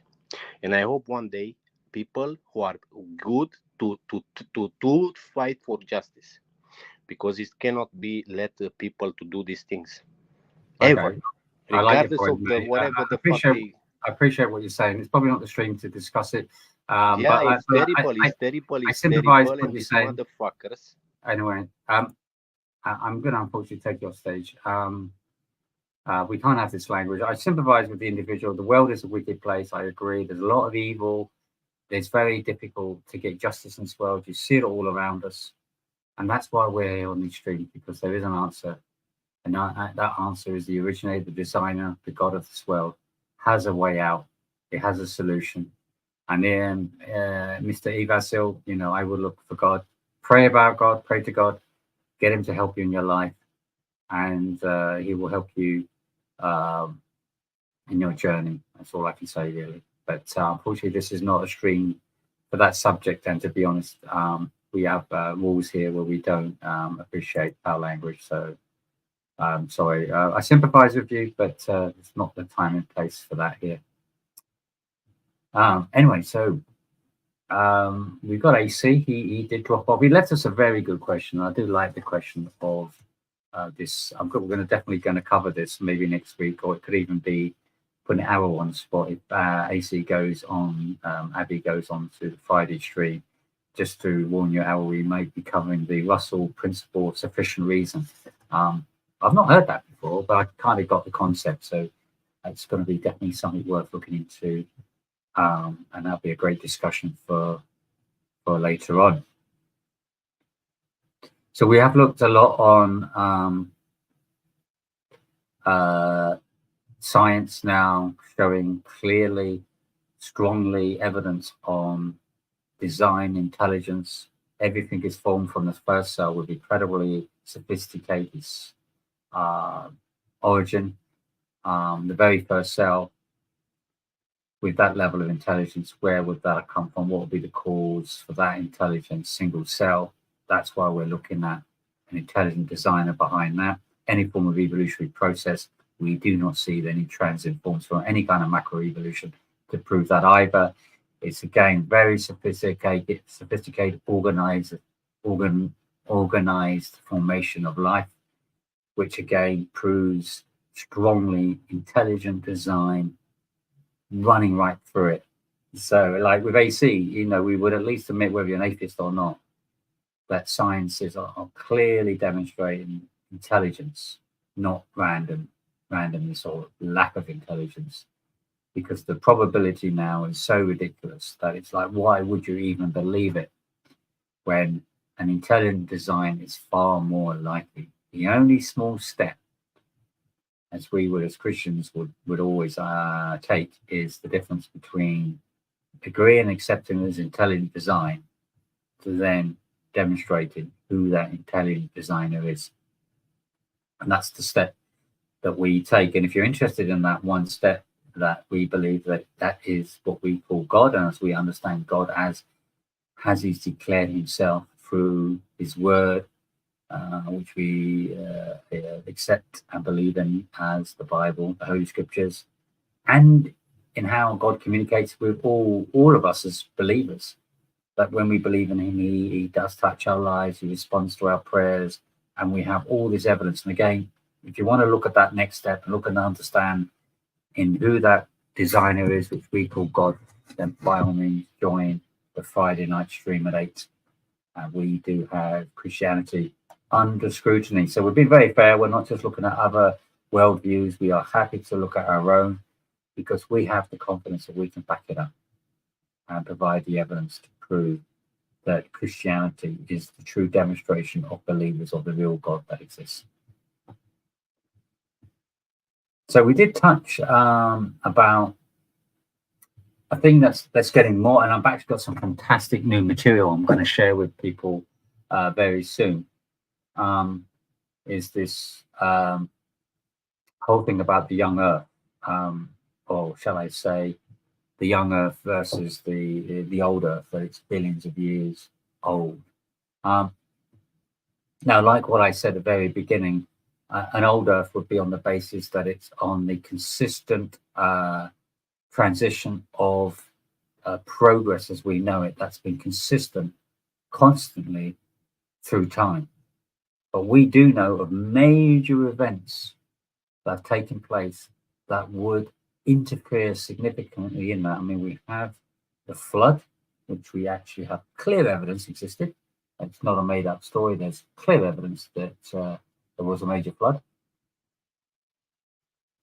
And there's been other major events as well, which have we seen because we have the archaeological evidence showing the definite formations of the earth, and these formations, the way they have hardened and the way they have formed, has made a major impact on the aging of the earth and the way that it processes its development, if you like, through time. And therefore you cannot just use this simple argument of saying that everything was constantly consistent as we see it to then work it back into millions of years in the past, because that's not how uniformly the earth came about, because we have these major catastrophic events that has changed the formation of the earth significantly, and hence the way that the aging of the earth can be calculated. And there are things like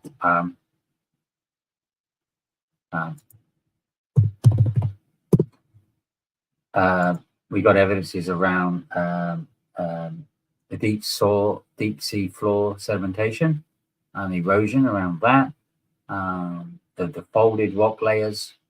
We did mention this briefly, the way that it, when solid rock is bent, it normally cracks and breaks.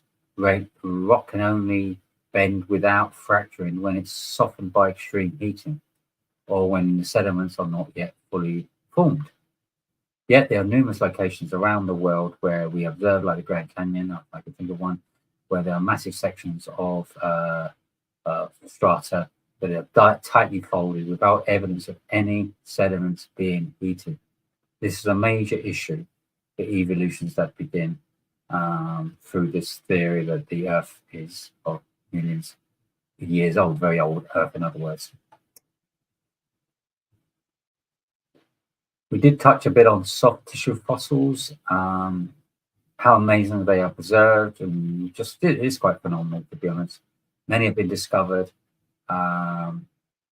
Is one of the classic examples that was the fossilized Tyrannosaurus Rex femur, with flexibility, connective tissue, branching blood vessels, and even intact cells. According to evolutionists, this dinosaur was 65 million years old, but laboratories tested and proved this is simply not possible. For a biological material to last more than even thousands of years at best. Have you ever read that in any evolutionary book? I begin to wonder whether this is really about honesty, in my view, where there's just simply not, whatever you want to call them, people that research all this and have these hypotheses for the basis of atheism are really not being completely genuine with you. And that's what we like to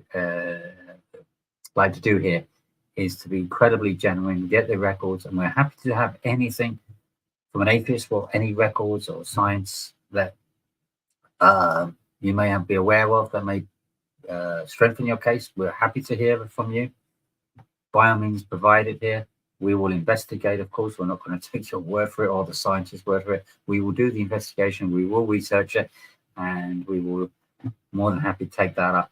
We are not afraid to have any kind of challenge from an atheist point of view, because we're just here to really get to the truth. And this is what I'm saying. These more up-to-date, latest cases of evidence are really pointing towards that there is clearly intelligent design, and that the Earth is clearly not billions, millions of years old, but more in the region of thousands of years, which then ties back to the biblical account, which is quite interesting.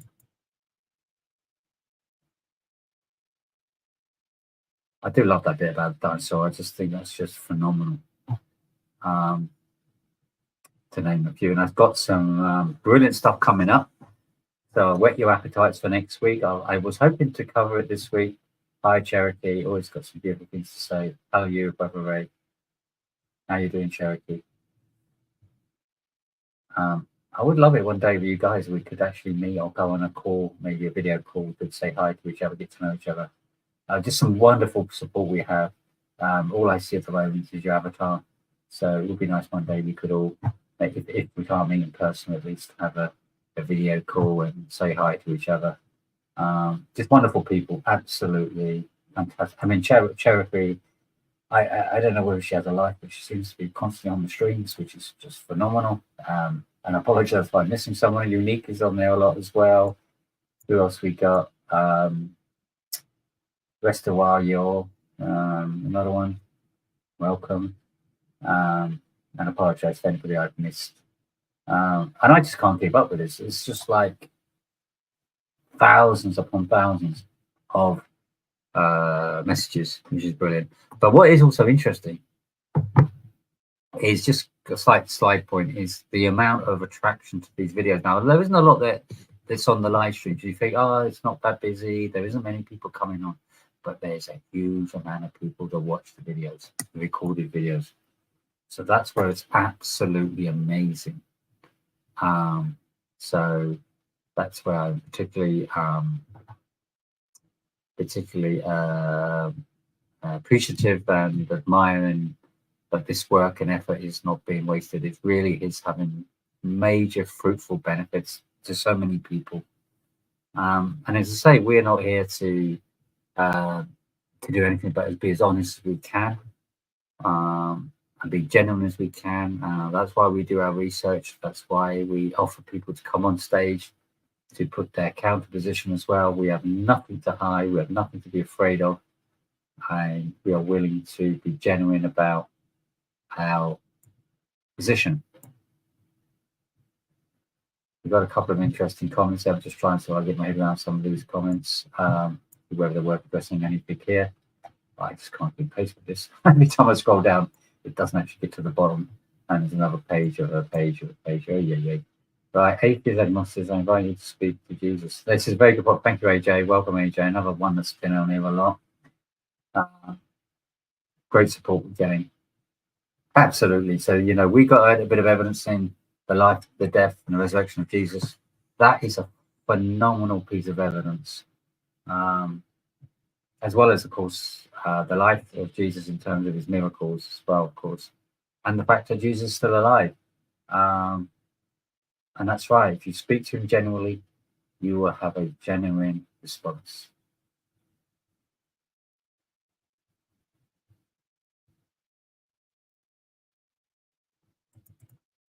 We've got Answers in Genesis. Yeah, Ken Ham. Yeah, it's very good.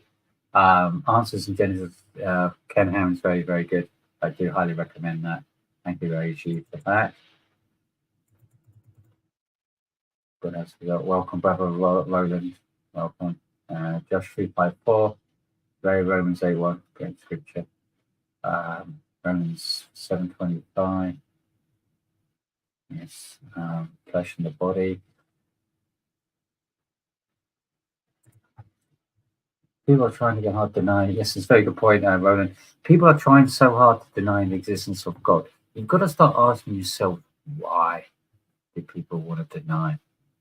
Now, there are a number of reasons I could come up with, but one would be that people do not like to be accountable. They like to have a life where they can choose whatever they want.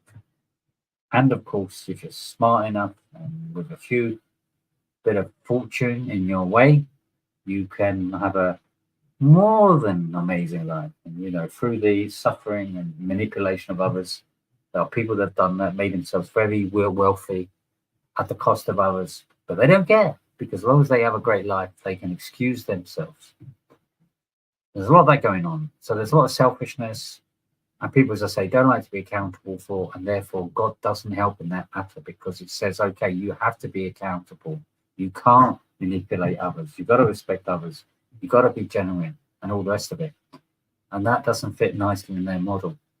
So that's one of the areas. The second, of course, is people are just very, very lazy. They just don't want to put the effort in. They're enjoying their life. Why should I bother? Let me just, wherever I do, all I know is that people die when they get old. That's it. So I'm just going to enjoy my life for what it's worth. It's just unbelievable that you don't think for 1 second to consider that, go beyond that. And the naivety of this is quite outstanding, but very sad. And unfortunately, a lot of it is around, which would be my next point, is how individuals get caught up in all sorts of lies. If you can make a lie sound very attractive, people get fooled, and people are getting fooled, whatever it may be in walks of life, whether it's a false religion, whether it's no religion at all, whether it's some strange party or group that do weird and wacky things. There's just so many different ways that you can just get pulled into believing and accepting stuff that simply isn't, sensible or whatever. But people do, and it astounds me how people can just choose to do some crazy stuff. I mean, you see some of the documentaries how people get caught up into all sorts of problems in life. Some, of course, people lose their lives early as a result. It is very, very sad, and we don't want that. We want the people to really, look for the facts, put the time and effort in, and ultimately, we are convinced that the only way you can do that to get answers is through Jesus Christ, God, Father and His Son provided that way, so that through the Son we can get to God in a powerful way, in a real way, a personal way. And that way is that, through believing in Him, all the troubles and all the issues we see in this world will be only temporary. And then there is the offer, a promise even, of eternal life with Him in a perfect earth with no issues, no aging, no illnesses, no problems, just peace and perfect harmony. And that, for me, is well worth being part of. And it's one that's for eternity. So can you imagine when you're even bored with whatever you're doing, what else God will offer to continue bringing amazing virtue in your life? It's just phenomenal. You just can't imagine how amazing a life would be if it was forever. Just phenomenal. And that's why it's worth bringing these streams together. That's why we're here. That's why we're trying to say to atheists and agnostics, you are being misled. You're being sold a lie to believe that things just come from nothing, do not come from intelligent design, and do not come from intelligent design that cares, that has a purpose for us. It's just an amazing, I don't know what the word is, deception, if you like. And that's why we're here, because we don't want you to be fooled by that.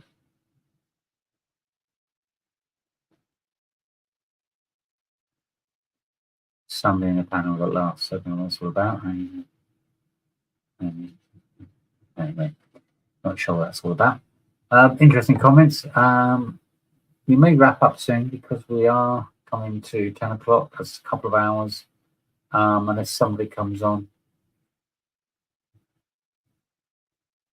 We may wrap up in the next 5 to 10 minutes.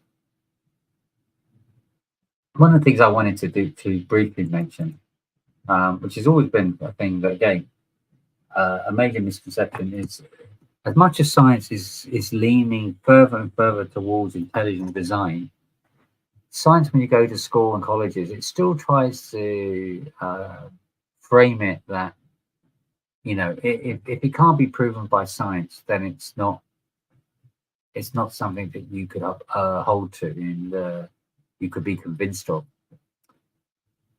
But I mean, it's just so I mean, it's just so ridiculous how people could be fooled by such a ridiculous statement, because there's so many things that simply science cannot answer and explain. It can't tell you about poems, art, literature, what is good, what is beautiful. Science can tell you in adding poison to a cup of tea is harmful, but it cannot tell you if it is normally okay to do so. Science cannot tell a child, where am I? What is the purpose of my existence? Where am I going? There are two kinds of gaps in science. Gaps, science closes. Science, gaps open. Gaps, that science opens. I mean, there is this whole thing that science and religion are very separate, and that religion is against science, or it's inside like some kind of opposition. But the research has further proven that they are becoming more and more in harmony, because religion is about believing in a creator, an intelligent designer with purpose, with good virtues, as we intrinsically hold within us. And we believe in all that. That's what science is further and continually moving towards. I mean, a scientist now that really understands all these things based on the current evidence, it's not going to go down the road saying that it all comes from nothing or from a lack of intelligent design. Even if they can't prove there is a God or believe there is a God, they would still come to the conclusion from a scientific point of view that it does definitely point towards intelligent design far more than not. So again, our religion is, of course, exercising that belief in our belief of God. So that side of it is not what we're talking about. We're talking about religion is the outward pouring of our belief and convincement there is an intelligent designer, which we call God. And that is in harmony with a lot of the science that's out there. We're not opposed. If science can prove something absolutely is true, we will believe it. And so far, every case where that has happened, it ties in with how the Bible explains these things.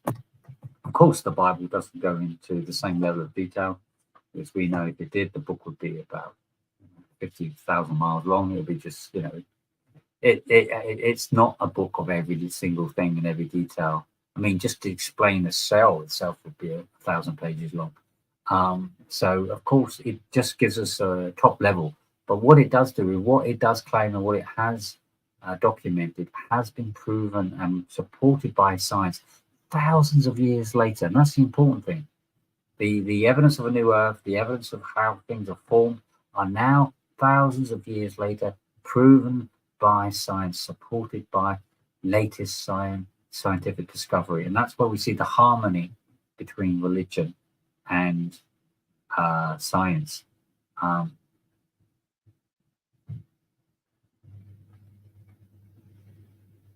And it's an interesting comparison, actually. The main issue is whatever starts the universe. That's kind of one of the big topics we've had today. And this is where I just want to run this by you, because this is where it really starts to unpack where the atheist position really is becoming more and more unsustainable. And I'm going to go, I'm going to compare one to one. So I'll do the atheist, the position, and then I'll do the theist equivalent. So the atheist position number one is something comes from nothing. The theist position on that is nothing comes from nothing, and something must come from something. Something, atheist position, starts from energy. The theist position starts from intelligence. In other words, that energy is an intelligence, an energy that has intelligence. 3, the process of life from non-life. Theist position is life from design. And then 4, uncontrolled material process. This kind of evolutionary process. But life from a creator that has time, space, matter. I'm going to add one to that, and purpose. It's all controlled. It's all by intelligent design. And when you look at science, science is more and more coming over from the dark side to the light side, if you like, to the theist position. That there must be a creator, it must be from design. Something cannot come from nothing. It has to come from something. And that something has to be clearly intelligent and purposeful because of the way that we examine the universe as we see it, even at a macro level and even at a micro level, at a single cell level. It's just phenomenal, the level of clear intelligence that sits behind it. So that's kind of it for now, unless anybody would want to jump on. I'm just going to quickly double check some further streams.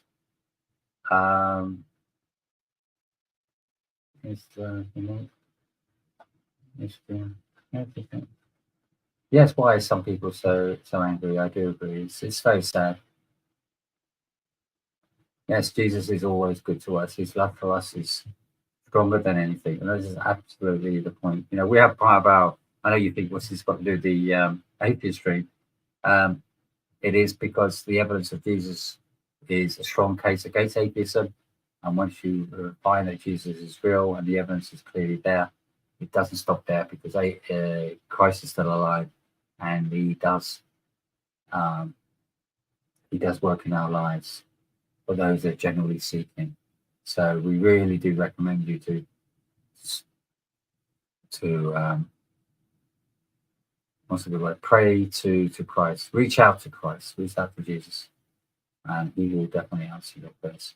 But you have to be genuine. That's the key. Not to be mocked in your efforts, because you be genuine.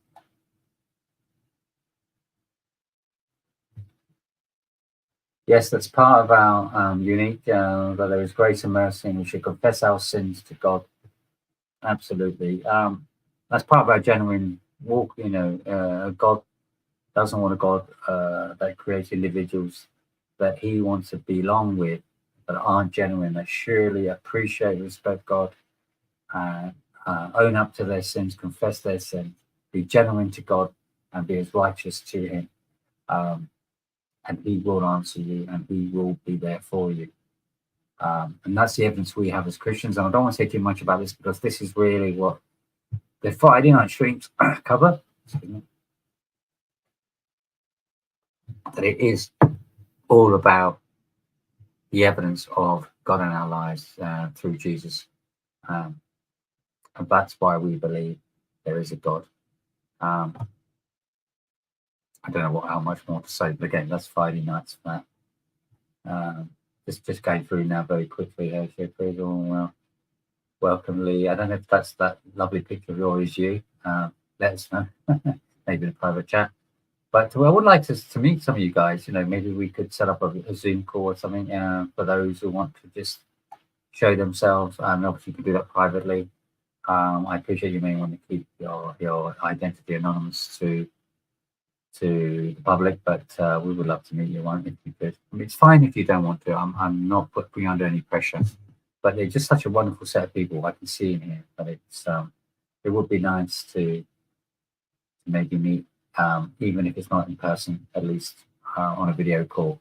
Anyways, food for thought, something to think about. But otherwise, I think we are coming to the end for tonight. I'm actually not well. I don't know if you've noticed. I've been suffering a bit with the cold, and I've had a bit of a temperature amongst other things. So I'm not a well man at the moment, so I've been struggling, but it's amazing how the Lord has just got me through this session, through this stream, and